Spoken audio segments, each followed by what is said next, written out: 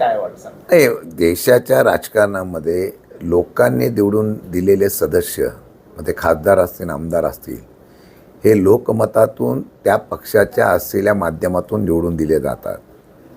दुर्दैव एवढंच आहे की ज्यांच्याकडं पाशवी बहुमत आहे अशा प्रकारचा नारा देणारा भाजप स्वतःच्या कार्यकर्त्यांच्या, स्वतःच्या पक्षाच्या ताकदीवर निवडून न येता निवडून आलेल्यांना पक्ष फोडायचा आणि त्यातून बहुमत आणि देश जिंकला, राज्य व्याप्त केला, अशा प्रकारची भीमगर्जना थाटामध्ये जी वल्गना करत आहे, हे दुर्दैव आहे.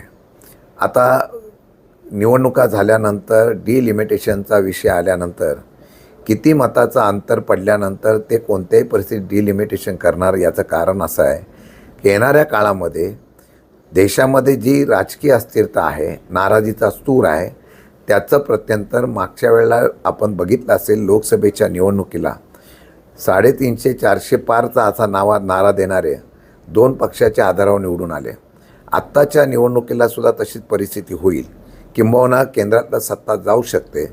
म्हणून डिलिमिटेशन नावाखाली, महिला आरक्षणाच्या नावाखाली या देशातली, राज्यातली सत्ता ही मिळवण्यासंदर्भामधला निर्णय घेत असताना जी मतं कमी पडत आहेत ती परत जुळवण्यासाठी आता इतर पक्ष फोडण्याचा प्रयत्न सुरू केला. त्याचं हे प्रत्यंतर आहे. आणि मला वाटतं की कोणी प्रेमाने जात नाही.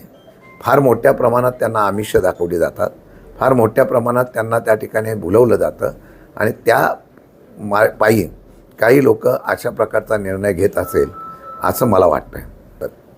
म्हणजे ते सत्तेचा उपयोग करून काही करायचं, हुक अँड कुकच्या पद्धतीने करायचं, अशा प्रकारचा निर्णय घेऊ शकतात. मला वाटतं पवनराजे निंबाळकरांच्या बाबतीमधलं बघितलं ते लढवय्या म्हणून अशा प्रकारची त्यांची ख्याती आहे. पण आज त्यांचं नाव आल्यानंतर माझ्यासारख्या कार्यकर्त्याला सुद्धा आश्चर्य वाटतं आहे. मला वाटतं काही होऊ शकतं. या देशात सत्ता कशी राबवायची हे काँग्रेसला स्वातंत्र्यानंतर जे जमलं नव्हतं, ते मला वाटतं की आज भाजप पूर्णपणाने ती वापरते आणि मग अशा प्रकारची समीकरणं बदलले ते, असं मला वाटतं. नाही, मला वाटतं की त्या संदर्भामध्ये त्यांनी काय ऑपरेशन केलं, उद्धव ठाकरेंनी पण मला वाटतं सांगितलेलं आहे की ज्यांना जायचं त्यांना जाऊन द्या, अशा प्रकारची भूमिका त्यांनी घेतलेली आहे.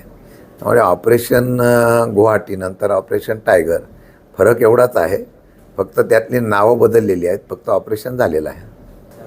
नाही, असं अजिबात तसं काही नाही आहे.